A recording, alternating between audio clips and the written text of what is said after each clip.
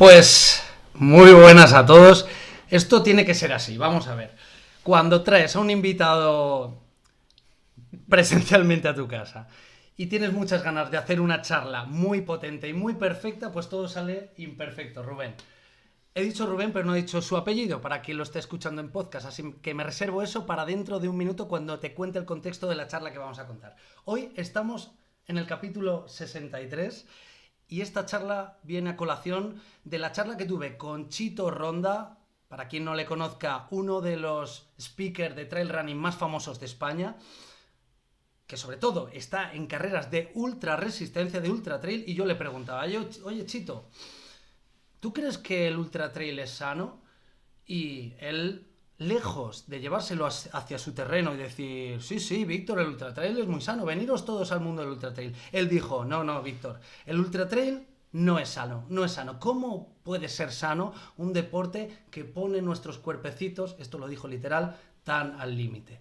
Y esta pequeña píldora la utilicé para mostrarlo en redes sociales, en Instagram, y se abrió debate. Se abrió un debate muy interesante porque unos decían que si era sano, otros decían que era sano, pues según desde qué punto lo vieras, desde la parte mental, si eso te venía a ti bien, si no, etcétera, si entrenabas, todo esto que hizo que yo le diera una vuelta de tuerca a aquel debate y dije, ¿quién mejor que nadie nos puede hablar sobre este tema?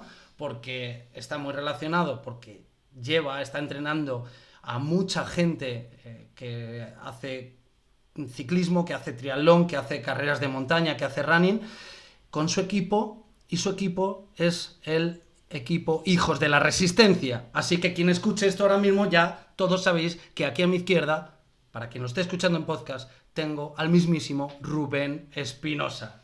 Gracias por estar aquí. A ti, Víctor, un auténtico placer estar en tu casa y sentirla como mía. Lo teníamos que decir. Hemos empezado el directo antes, tarde, porque cuando tienen que salir las cosas perfectas no salen perfectas, y después de salir tarde encima ha fallado el directo y ha sido un estropicio. Y esto lo digo pues para todavía quedarnos más a gusto, para hablar más relajado sobre un tema el cual sin duda tenemos que estarlo.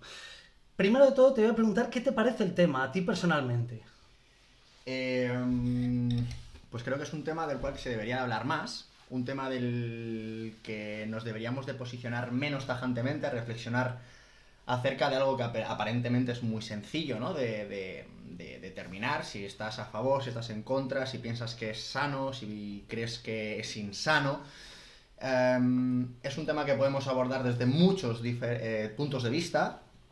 Y es un tema que creo que independientemente del punto en el que estés con respecto al trail o del punto en el que estés con respecto al entrenamiento, debemos abordar. Porque hoy en día el concepto de lo que es sano y lo que no puede ser uno para ti, otro para mí y otro para el vecino. Así que yo creo que esta charla, sin ánimo de dictar sentencias sobre nada, yo creo que sí que le puede dar a las personas que nos estén viendo una perspectiva diferente y una manera de pensar que luego pues ellos al final puedan concretar una conclusión u otra.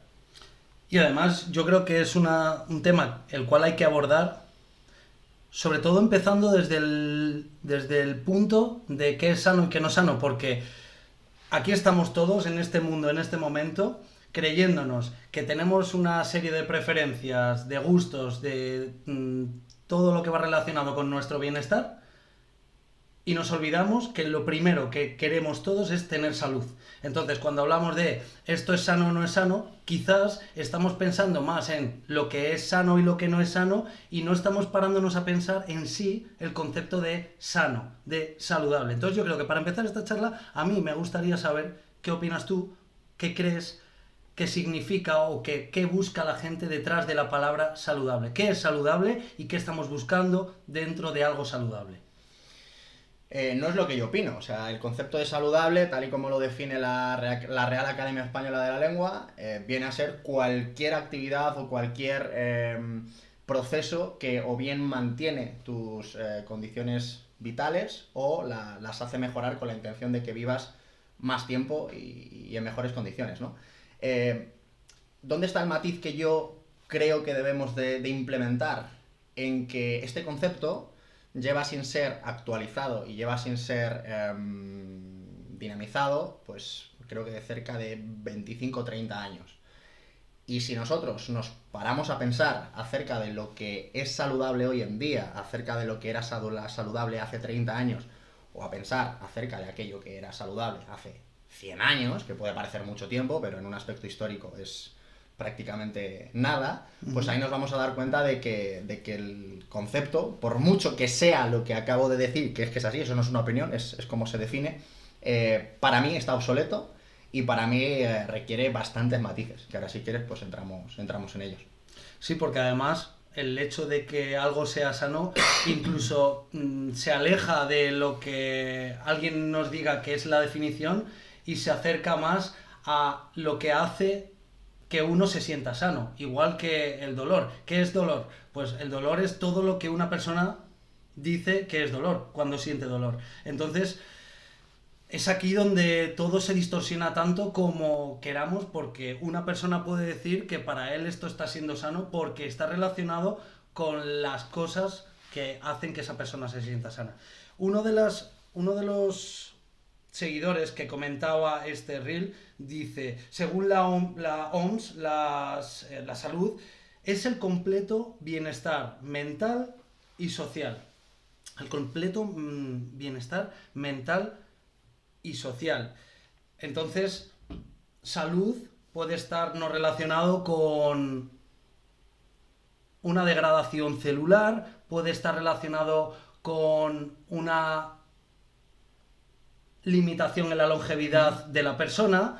O sea, si esa persona tenía que llegar sin practicar el ultra trail a los 80 años y no hubiera pasado nada extraño, por practicar ultra trail a lo mejor se muere de un infarto con 60 años. Entonces, para esa persona, llegar a los 60 años, a pesar de haber practicado, o mejor dicho, gracias a haber practicado ultra trail, esto es saludable.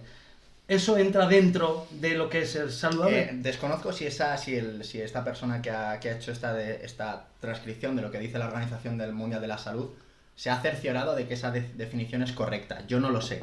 Pero si eso que ha puesto ahí es lo que dice la Organización Mundial de la Salud, yo me río de la definición de la Organización Mundial de la Salud, porque entonces un enfermo terminal que vaya a fallecer mañana, si se va en paz y consolidado sus relaciones sociales con sus seres más queridos y con la cabeza bien amueblada, pues estaría saludable. Y no es así, ¿no? Entonces yo creo que para analizar lo que es saludable o no es saludable tenemos que pensar qué es lo que nos quita la salud. O sea, se supone que tú pierdes la salud el día que te mueres. Ahí es cuando tus constantes vitales se van a tomar por saco y dejas de vivir, ¿no? Entonces, los motivos por los que la gente viene muriéndose desde la época moderna han ido modificándose, han ido cambiando en función, pues, a los avances tecnológicos, a los avances sociales y a las cosas a las que hemos tenido acceso en el día a día. En 1900, en España, la esperanza de vida era de 35 años. En países como India o China, en 1900, era de 25 años. ¿Esto qué significa? ¿Que el entrenamiento de fuerza era saludable para aquella gente? Probablemente no, porque se morían por otros motivos. Se morían por asesinados en manos de otros seres humanos, por fiebres, por epidemias, por hambrunas. Se morían por motivos que les generaban una disminución de su estado de salud. Hoy en día, en España, la esperanza de vida, hoy en día no, en 2018, la esperanza de vida era de 83 años en España. Esto no hace falta ser una eminencia ni mirar en la Organización Mundial de la Salud, nos dice que los motivos por los que la gente hoy en día se muere son otros. Entonces, en el momento en el que nos dejamos de morir por una causa o por un motivo y nos empezamos a morir por otro, indica que tenemos que cambiar el foco acerca de lo que antes era saludable. Antes lo saludable era beber agua potable. Hoy nadie se cuestiona esto, ¿no? Entonces, yo creo que el concepto sigue siendo el mismo, ¿no? Todo aquello que te quite vida o te haga fallecer antes o te mengue las capacidades cognitivas, físicas, motrices y mentales, va a ir en detrimento de tu concepto de salud. Pero aquí ahora tenemos que estar pensando en cómo hemos llegado al concepto de salud que tenemos hoy en día y tenemos que cuestionarnos si ese concepto de salud va a ser válido dentro de 10, de 20, de 30 o de 40 años. He dicho que 2018 la esperanza de vida era de 83 años. La esperanza de vida después del COVID, sin contar a los fallecidos por el COVID, o a los que se les atribuye el fallecimiento por el COVID, está sufriendo un pequeño valle. Porque se está viendo que la gente joven, hay unos índices de mortalidad en gente joven que en 2016, 2017 o 2010 o 2000 no existía. Antes la gente joven moría antes de llegar a los 5 años, los niños. Te estoy hablando de hace 120 años. Hoy en día hay un pico, como te digo, de personas que entre los 10 y los 20 años, pues, se mueren. ¿Motivo por el que se mueren? Se quitan la vida. Literalmente. Y esto es algo que es así. De hecho, antes me has dicho, aquí tengo una ventana que... ¿verdad? Te puedes tirar por ella. Te puedes tirar por ella. No nos cansamos de ver noticias de este tipo, que podemos prestarles más o menos atención. Eso ya dependerá de cada uno, pero es una realidad que... tanto en personas adultas como en personas ancianas, como en jóvenes, como en niños, la causa de mortalidad hoy en día son causas muy diferentes a las que teníamos anteriormente. Entonces, esta prospección de hacia dónde vamos y cuáles son las causas que nos van a hacer morir o perder salud dentro de 10, 20 años, son las que nos tienen que ayudar a determinar lo que hoy en día es sano o lo que va a ser sano dentro de 10 años. Fíjate, y estás hablando de esperanza de vida en relación a la salud, por lo tanto, y sí creo que esto es la relación que se hace directamente, que lo hace todo el mundo, ¿crees que cuantos más años duras, más salud has tenido? Y yo, pues en realidad no estoy nada en esa línea de pensamiento, porque yo creo que la salud va más en relación a la homeostasis o a ese estado en el que tu cuerpo está en calma, está en equilibrio, lejos de inflamaciones, lejos de ruido mental que haga que pueda llegar un momento en el que te suicides. Da igual quizás tanto los años que estás vivo, sino más bien cómo estás en esos años que estás vivo. Venga, y para no irnos mucho más de la parte deportiva, porque si no ya nos metemos ahí en tinglaos más filosóficos, ¿cómo extrapolo esto a la parte del ultratrail o del deporte? Porque también se ha relacionado durante mucho tiempo y se sigue haciendo el deporte con salud.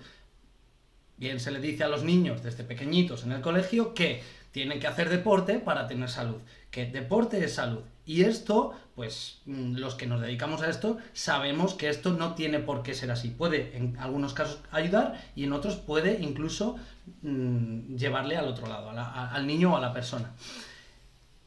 Entonces, si pensamos en deportes que son creaciones del ser humano, que no son en realidad la prolongación de habilidades inherentes al ser humano, como correr, nadar, trepar, y deportes como puede ser el fútbol, el baloncesto, digamos que son complejos técnicos que hacen que tenga una serie de objetivos, pero que tienen que crear una serie de adaptaciones en el cuerpo de cada persona para conseguir ser un buen deportista. Para ti, ¿es más saludable un deportista que hace un ejercicio inherente a las habilidades del ser humano, o tiene más salud, aunque ese deporte sea un deporte extremo como el ultra trail? Y lo explico claramente, o sea, correr es un movimiento del ser humano que hacíamos sin tener que pensar en un juego. Trepar también y nadar también. Son movimientos simétricos y repetitivos y que responden al movimiento real del ser humano. Sin embargo, jugar al fútbol es un complejo mucho mayor, un compuesto complejo mucho mayor de estas habilidades innatas que pueden hacer que tengamos una serie de problemas. Total, que voy al grano. ¿Es más saludable un futbolista o un corredor de ultra resistencia? Para mí va a ser más saludable aquel individuo de entre esos dos que vea repercutida su salud física, mental y social en el plano personal gracias a aquello que hace. Podemos encontrarnos con un futbolista que rinde mucho en el fútbol, pero que el fútbol no le genera salud a título individual, y viceversa, y podemos encontrarnos con un corredor de ultratrail que lo que hace le genera salud tanto en el plano físico como en el plano mental y social, o se la quita. Entonces, yo creo que no va a depender de la modalidad deportiva que practiques, ni siquiera tanto del nivel de agresividad aparente, que cuando digo aparente me refiero a que pensar que una actividad repetitiva durante 3, 4, 5, 6, 9 horas puede dañarte la salud, para mí, desde mi punto de vista, es hacer un análisis un tanto simplista sin conocer exactamente el nivel de adaptación que tiene esa persona y el trabajo que hay detrás, ¿no? Entonces yo aquí abogaría siempre, por supuesto, por lanzar un mensaje de prudencia cuando nos tengamos que enfrentar a este tipo de situaciones, pero cuidado con excedernos con la prudencia, porque a todos los entrenadores, en el momento en el que surgió el boom del running, el boom de todo el mundo a correr maratones, todo el mundo a hacer ultradistancia, lo primero que fuimos fue salir al escaparate y decir, ojo, cuidado, que esto, si no se hace bien, es peligroso. Y es cierto.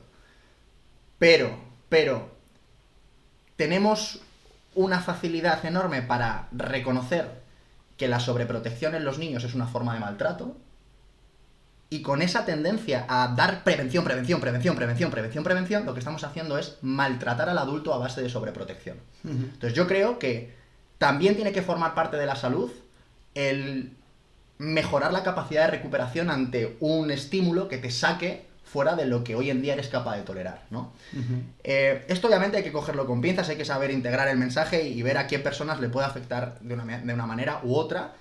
Nadie que diga que el ultratrail es sano va a llevar razón en todos los contextos, y nadie que diga que el ultratrail no es sano va a llevar razón en todos los contextos. Entonces se trata siempre de coger las ideas que nos puedan aportar a cada uno de nosotros y entender que a nivel de tejidos, a nivel de estructuras, cuando uno entrena, cuando uno sale a la montaña, se va a hacer daño o no en función de lo que haya hecho ese día, sino en función de lo preparado que esté para asumir y asimilar lo que hace ese día. Hay mucha gente que me dice, joder, es que hice una media maratón, me pasé y me he lesionado. No. Te has pasado de hacia abajo con la preparación para asimilar aquello que... Pero esa media maratón no es ni sana ni insana, no es... O sea, el problema no va a ser la dosis, va a ser el no haberte preparado bien para esa dosis. Yo creo en la adaptación del ser humano para prácticamente...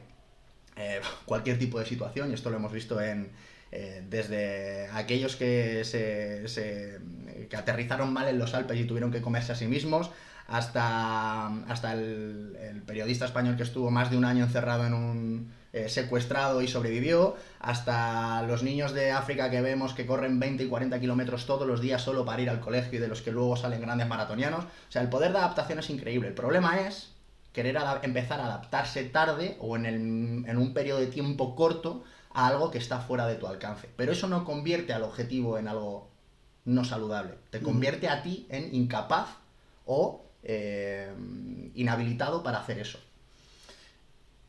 Y este es un argumento que han utilizado algunas de las personas que han comentado este reel, el argumento de es que no se ha adaptado bien, no ha entrenado lo suficiente con la calidad suficiente para exponerse a ese estímulo. Pero yo replanteo la pregunta. Si tú te propones un objetivo y haces los deberes como los tienes que hacer, y tu cuerpo se adapta, generas adaptaciones para hacer un ultra de 80 kilómetros en los años que los tengas que hacer, y haces ese ultra y todo genial, te ha salido bien, buenos tiempos, y te recuperas de ese ultra. ¿Dónde está el tope? Porque claro, si seguimos ese razonamiento, no existiría tope. Podemos adaptarnos al 80K y seguir mejorando, por lo tanto no tendríamos final. Entonces, bajo esa premisa, el ultratrail es sano, porque el cuerpo se sigue adaptando y se sigue adaptando, es que nos estamos beneficiando de ese estresor. ¿Infinitamente o no? No, infinitamente no. Yo creo que el error del enfoque está en pensar que el concepto de saludable está únicamente en la capacidad que tenga tu cuerpo de adaptarse. O sea, si tú estás en una fase de la progresión en la que 100% te puedes seguir adaptando, estás pasando de hacer carreras de 10K todos los fines de semana a hacer carreras de 21K todos los fines de semana. Si, a pesar de que tu cuerpo pueda seguir tolerando eso, estás perdiendo tiempo de familia, estás perdiendo tiempo de rendimiento laboral y estás perdiendo otra serie de factores que te van a generar esa dependencia del entrenamiento, estás perdiendo salud. Y no estamos hablando de una degradación de tejidos, no estamos hablando de una cuestión de lesiones, no estamos hablando, y no es meterse en parte filosófica, es meterse en la realidad de la gente. Porque la mayoría de personas que hacen ultras, su vida se iría a la mierda si dejaran de hacerlos. Y muchas veces el enfoque no es que no es sano hacer ultras. A esa persona habría que preguntarle, ¿qué te pasaría si no pudieras correr? ¿Vale? Entonces, en este sentido, cuando hablamos de ultradistancia, podemos meternos a jugar a la fisiología permanente, y podemos jugar a eso. Pero la realidad es que lo que hay detrás de una persona que corre ultra es una canalización de algo. Porque nadie en su sano juicio, hoy en día, corre todos los fines de semana, ni quiere hacer 8 ultras al año. Es que no tiene ningún sentido porque tu cuerpo no lo necesita para sobrevivir. Tiene que haber un motivo detrás. Y si analizamos el motivo, llegamos a la motivación y llegamos a lo que la persona necesita o canaliza a través del entrenamiento, pues podemos determinar si es sano o no es sano. Pero ¿cómo de sano es para una persona no lesionarse nunca? ¿Hay algo más insano para una persona que no sufrir una lesión jamás? ¿Cómo de sano es no morirse? O sea, morirse es lesivo, por lo tanto vivirlo es también. O sea, y puede parecer que me estoy metiendo en un... No, es que es la maldita realidad. Estamos entrando en un nivel de sobreprotección que a mí me da mucho miedo, porque a mí cuando la gente, coño, lo hemos oído durante muchos años, es que correr es lesivo. Bueno, es otro tema, ¿no? Pero aunque lo fuese, aunque el ignorante que afirma eso tuviera razón, ¿cuáles serían las consecuencias para aquellas personas que corren a pesar de estar lesionadas? Sí, además que yo creo que también esto está relacionado con el concepto de salud longevo, eterno, indefinido. El otro día escuchaba una charla súper interesante de Jesús Sierra con Ernesto Prieto, hablando sobre precisamente esto, y es que comentaba que en el futuro puede ser que se revertiera la curva de esta campana de Gauss de la longevidad eterna. ¿Es ese el objetivo del ser humano? ¿Queremos vivir de forma indefinida? Si eso es así, tenemos un problema. Porque, por un lado, si eso llegase a pasar, no estamos adaptados a ese cambio real. O sea, yo creo que a nivel moral, a nivel cognitivo, a nivel de entender lo que sería vivir, no te hablo de forma indefinida, ¿vale? Hablo de lo que hablaban 120 años, creo que no estamos preparados, nuestras células y nuestra mente no están preparadas para ello. Pero cuando esto lo aterrizamos más a una lesión, que es lo que tú estás diciendo, hoy me he encontrado, por ejemplo, a una mujer de 64 años en T-Center que está haciendo el Club Camaleón y además está con un entrenador personal en T-Center. Una mujer de 64 años que está entrenando moviendo kilos como una chica de 30 años, que sale a correr, que tiene además un pie que tiene una ligera deformidad y que le cuesta pues utilizar bien su musculatura del pie. Y estaba con una preocupación tan grande porque se le había salido un poco de líquido de la rodilla porque había salido a correr el otro día. Tiene una preocupación tan grande que a mí me ha dejado perplejo. Y yo le he dicho, ¿de verdad tan importante es que te duele la rodilla ahora 2 o 3 días, que tengas un poco de líquido fuera? ¿Tanto te preocupa esto? ¿Sabes quién eres? ¿Sabes qué edad tienes? ¿Sabes qué es lo que tú estás haciendo desde el punto de vista deportivo? ¿Estás siendo justa contigo mismo y estás poniendo en una balanza las cosas que estás haciendo frente a las consecuencias que esto está produciendo en tu vida? Creo que es algo para pensárselo, es algo relacionado con la sobreprotección, sí, con la preocupación y la sobreprotección. Bueno, dicho esto, y siendo más llanos y yendo más al grano, el hecho de que el ultra trail sea un estímulo altamente estresante, digamos no altamente estresante a corto plazo, sino altamente estresante a medio y a largo plazo. Esto a mí también sí que me hace pensar y relacionarlo y que se me asemeje mucho a las personas que tienen estrés crónico en el trabajo. Yo creo, por todo lo que escucho y leo, que el cerebro no diferencia entre estás hasta las narices de tu trabajo y de tu jefe, tu cerebro está generando cortisol ahí a raudales, o te vas a correr a la montaña hoy 3 horas, mañana 3 horas, pasado 3 horas. Eso es otro tipo de estrés, entiendo que diferente desde el punto de vista fisiológico, pero tu cerebro está entre la espada y la pared. Entonces, está muy bien, te compro el discurso que me cuentas de la sobreprotección y de que tenemos que dejar un poco más fluir y disfrutar más de lo que hacemos, disfrutar más de esos estresores y de ese sufrimiento. Pero desde el punto de vista fisiológico, y yo sé que tú te has sentado con gente muy pro hablando de esto, ¿no crees que el ultra trail de verdad está llevándonos a límites de bienestar, mejor dicho, de malestar, que no estamos llegando a ser capaces de controlar? Si hablamos del plano físico, yo creo que dedicarse al mundo del ultra trail, al igual que al del triatlón de la larga distancia o al igual al de las carreras cada 2x3, implica sencillamente asumir que te vas a lesionar. ¿Eso lo convierte en insano?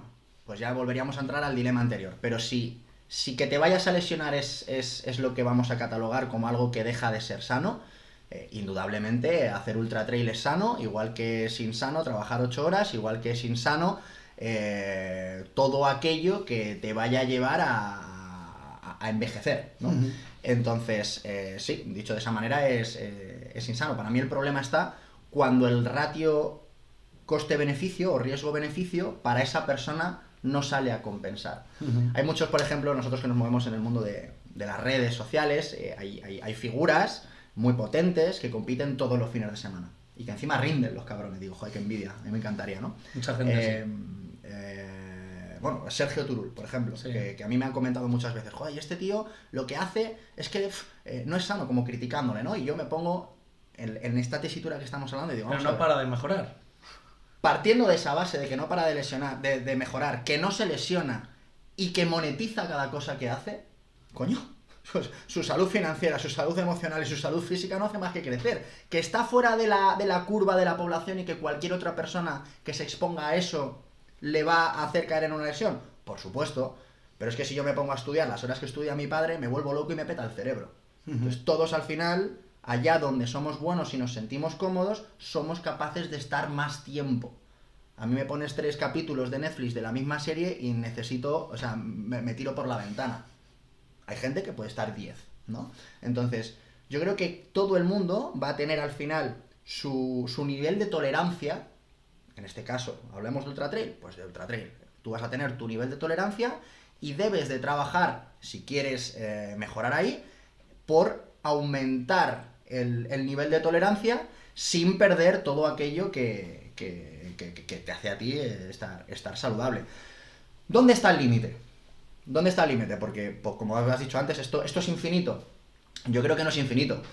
Pero el límite te lo va a dar el cuerpo a través de una lesión. Y a mí eso, y aquí me pueden llover palos, pero a veces soy el primero, y creo que cualquier persona que nos esté escuchando, una lesión es eso. Una lesión al final es romperse por el eslabón más débil. Y no hay nada como una lesión para ponerte en tu sitio y decir, que te has pasado. Y es necesario, tío. Uh-huh. O sea, yo lo veo así. El entrenador que quiera, o sea, obviamente nosotros como entrenadores pues vamos a hacer todo aquello que esté en nuestra mano porque nuestros deportistas no se lesionen o lo hagan lo mínimo posible y mejoren dentro de un rango de seguridad. Pero así nunca van a alcanzar su máximo potencial. Uh-huh. Nunca van a alcanzar su máximo potencial. ¿Es necesario alcanzar el máximo potencial? No. Es necesario que ese deporte te haga ser tu mejor versión en el curro, en casa y en la montaña. Pero obtener el máximo rendimiento en el curro te impide ir a la montaña. Y el obtener tu máximo rendimiento en la montaña te impide evitar las lesiones. Entonces yo creo que aquí el trabajo es sentarse cada uno consigo mismo y decir, ¿qué quiero? un dolor de rodilla 3 veces al mes y arriesgarme a ver qué pasa porque me apasiona, perfecto, adelante. Si tenemos claro el riesgo y tenemos claro el beneficio, yo te acompaño y vamos a intentar, yo jugaré mis cartas para intentar que eso no suceda. Pero ya está, o sea, no hay que dramatizar. Tú como, digamos, líder de Hijos de la Resistencia, que entrenáis a un montón de personas en todas estas disciplinas, ¿frenáis, paráis los pies a algún deportista que te venga con algún objetivo de este tipo? Siempre, siempre. Nosotros, cuando nos llega una persona en la que no hay una garantía por nuestra parte, o sabemos que lo más probable es que esa balanza se vuelque hacia la lesión, primero recomendamos, luego volvemos a recomendar y si no se nos hace caso, dejamos ir. Y esto nos ha pasado con personas y no se les echa desde el tú sabrás, no, es, oye, estás queriendo asumir unos riesgos, coño, que me estás diciendo que quieres correr lesionado. No voy a ser yo el que te acompañe a hacer eso, porque las consecuencias pueden ser graves y no me quiero sentir responsable de eso. Y no te lo recomiendo. Pero es tu decisión. Es tu puta decisión y yo no soy absolutamente nadie para decirte lo que tienes que hacer. Sí soy la figura que creo que te tiene que poner las cartas sobre la mesa. Al revés también nos ha sucedido. Ahí nos ha pasado más de personas que acababan un 10K con una sonrisa y tener que decirle, ¿pero tú qué querías? ¿Pasártelo bien o mejorar marca? Si querías mejorar marca, no puedes acabar un 10K con una sonrisa. O te veo agonizar, en la foto, o te mando a tomar por saco. Si me dices que quieres disfrutar, sonríe. Pero, coño, vamos a sufrir un poco. Entonces, es la eterna balanza entre unos casos y otros. Me haces pensar en esa pregunta que tanto me dice la gente y que a mí me hace cortocircuito mental, que lo acabas de decir. ¿Se puede rendir sufriendo? Solo se puede rendir sufriendo. Entendiendo la palabra rendir como un... Perdona. No. Rectifico, que he cambiado palabra. ¿Se puede rendir disfrutando? Me he liado. ¿Se puede rendir disfrutando? Esto es... ¿Se Sí. puede tocar? Sí, de la misma manera que un boxeador puede disfrutar mientras le pegan. Para poder rendir disfrutando, tienes que tener la capacidad de sentirte satisfecho. O sea, tienes que tener la capacidad de que la satisfacción que sientas cuando paras sea superior al sufrimiento que has experimentado. Uh-huh. Si disfrutas sufriendo, ya empiezas a tener una tarita mental en la que yo te diría, hostia, tiene que ver tú un especialista. Yo no le pido a mis deportistas que disfruten sufriendo, porque eso va dentro de cada uno. Pero sí que intento que la satisfacción que sientan sea muy superior a consigo mismos, al sufrimiento, la agonía, que tampoco es una agonía, pero bueno, al dolorcillo que hayan experimentado, ¿no? Uh-huh. Ese saborcillo a sangre no te tiene por qué gustar, pero tienes que amar la sensación que te deja después cuando dices, joder, lo he logrado, ¿no? Rubén, vamos a leer algunos de los comentarios de este post, a ver qué opinas sobre ellos, ¿vale? Nos comenta Memoravito, dice: el proceso de preparación de un ultra es sano, te obliga a mantener una rutina, una disciplina, un compromiso, controlar la alimentación, entre paréntesis, a veces, trabajar la fuerza, estar en contacto con la naturaleza, etc. Luego viene la carrera y esto no es sano, al menos para mí no lo es. Tanto esfuerzo concentrado en tantas horas, pero aporta más salud el año de preparación versus la paliza de un día. Saludos. ¿Cómo lo ves? Tiene relación en base a su concepto de salud. Un jugador de ajedrez que controla su peso y tiene buena alimentación tiene exactamente el mismo argumento que él.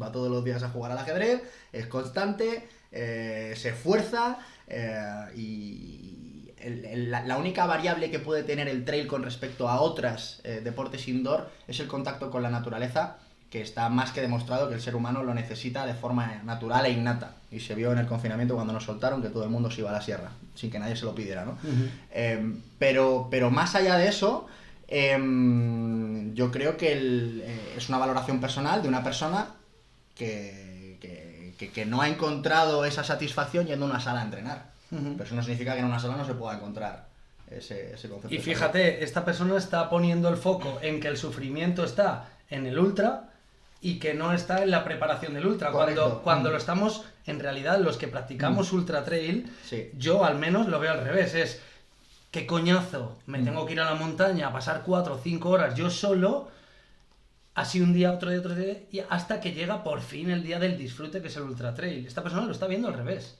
Y no le falta razón tampoco, ¿eh? O sea, entiendo tu parte de lo que quieres decir y estoy un poco con los dos. O sea, no he hecho un ultra trail en mi vida, pero sí he hecho varios Ironmans y para mí esos 2 días eran una fiesta.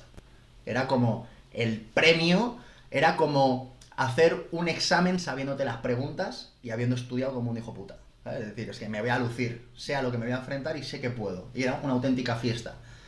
Pero eso es mi interpretación de la realidad. O de mi realidad. Mi cuerpo, mis tendones, mis musculitos, no decían lo mismo.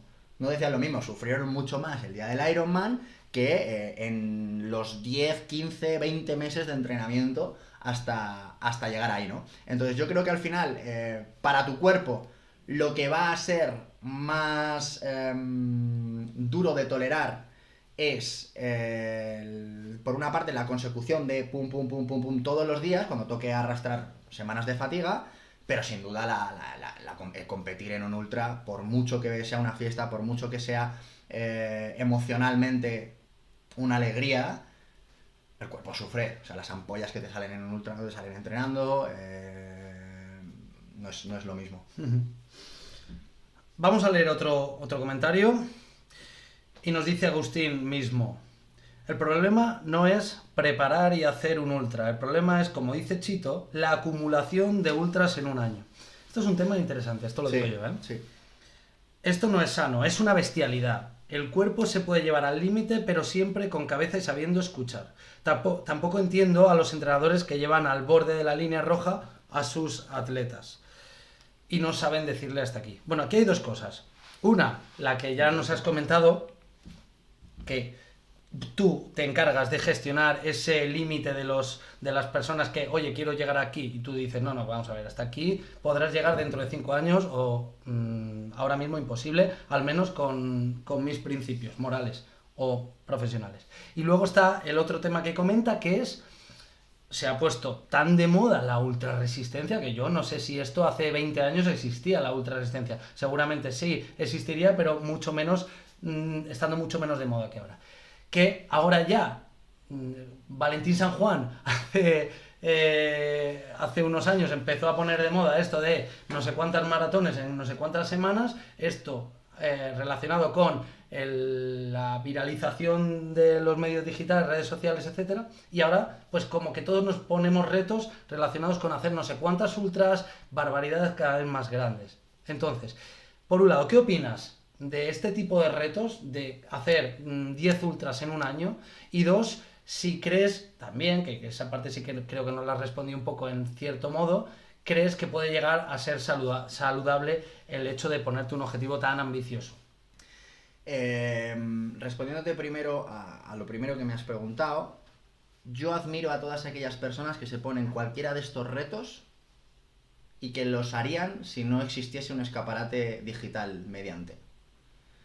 Ricardo Abad, para el que no le conozca, récord de España no a nivel federativo, pero un tío que tiene 607 maratones en 607 días, un tarao de la cabeza, pero un puto colgado, que ama, corrió una maratón en la Plaza de Toros de Pamplona, es una locura, pero es una persona que lo hace para él, para sí mismo, para apoyar a asociaciones que estudian y que colaboran con enfermedades en niños y todo lo hace a través de ese tipo de... canaliza todo su entrenamiento con esas causas sociales.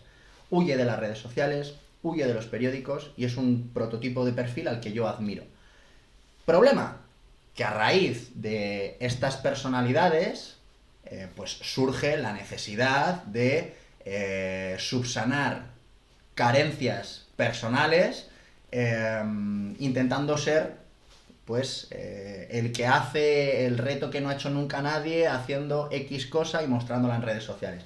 Ese tipo de cosas a mí me parecen que, primero, la mente extiende muchas veces cheques que el cuerpo no es capaz de pagar, y cuando lo intentas hacer es cuando te das cuenta, o cuando te toca pagar las consecuencias por haber hecho semejante locura. No estoy en nada habitualmente de acuerdo con este tipo de cosas, y uno de los mensajes que a mí me gusta mucho lanzar, yo he hecho entrevistas a personas que han hecho 30 Ironman en 30 días, 90 Ironman en un año, a Ricardo Abad, por ejemplo, y de lo que me doy cuenta es de que la gente, los espectadores o los oyentes, no son capaces de entender, o sí lo entienden, pero se hacen los sordos, que hacer 90 Ironman en un año no es difícil. O sea, no es que no sea difícil, no es inaccesible a la gente. Lo que es inaccesible es bajar de 8 horas en uno. Uh-huh. Entonces, debemos de empezar a aplaudir, y es una opinión, a aquellas personas cuyo objetivo de mejora no sea la acumulación de más, sino la mejora cuantitativa o cualitativa, mejor dicho, en una prueba o en una dosis. Es mucho más sencillo pasar de 10 kilómetros a 21 que bajar de 40 minutos en 10K. Es mucho más sencillo porque requiere menos sacrificio, requiere una tolerancia al esfuerzo más baja y requiere una agonía menor. Entonces está genial que yo, como Rubén, decida hacer Ironman en vez de medio Ironman, porque prefiero sentir la satisfacción de hacer un Ironman porque me apetece y punto, no tengo que dar explicaciones a nadie. Uh-huh. Pero no puedo pretender coger y decir, bueno, pues ahora por mi polla morena yo voy a ser aquí el que haga, a ver qué hay sin rellenar. Pues mira, veo que en Mérida no se han hecho nunca más de 2 Ironman seguidos, pues venga, voy a hacer 3. Uh-huh. Yo creo que detrás de cada reto de este tipo en muchas ocasiones se esconde un ego frustrado, una carencia emocional individual que no sé de dónde viene ni a dónde va, y yo no lo juzgo, pero no lo aplaudo. O sea, para mí tiene que haber algo más, ¿no? El por qué lo haces, para qué lo haces, y ya está. Sí, me parece súper interesante lo que estás diciendo, porque creo que lo que hay detrás de todo esto es la búsqueda del reconocimiento, que también es el resultado de una serie de inseguridades como tú estás contando. Y fíjate que todo responde, llegando y concluyendo en este punto, en que el ser humano quizás es un ser más capaz de resistir que de conseguir cosas límite, como puede ser mover mucho peso, como correr muy rápido en poco tiempo. No se me ocurre mejor forma de acabar esta charla que con la resistencia, ya que, pues bueno, muchas personas me piden que les llevemos desde T-Center el entrenamiento de resistencia, el entrenamiento para hacer un ultra, para mejorar en su rendimiento para un triatlón, etcétera, y nosotros somos especialistas en readaptación, en entrenamiento de fuerza, y yo continuamente les redirijo al equipo de Rubén Espinosa, de Hijos de la Resistencia. Así que todas las personas que nos estéis escuchando y que queráis dar un salto cualitativo, queráis pasar esa línea de no es tanto ego, sino quiero mejorar mi rendimiento, quiero seguir haciendo un 10K o quiero seguir haciendo una maratón o una ultra, y cada año quiero mejorar, quiero pasar más tiempo sin estar lesionado, quiero estar feliz con lo que estoy haciendo, pues bueno, creo que sin duda vosotros lo estáis consiguiendo. Esta cuña que estoy soltando así, lo digo porque lo creo profundamente, lo digo de verdad, y continuamente redirijo a gente, a personas que necesitan la ayuda de un profesional como Rubén.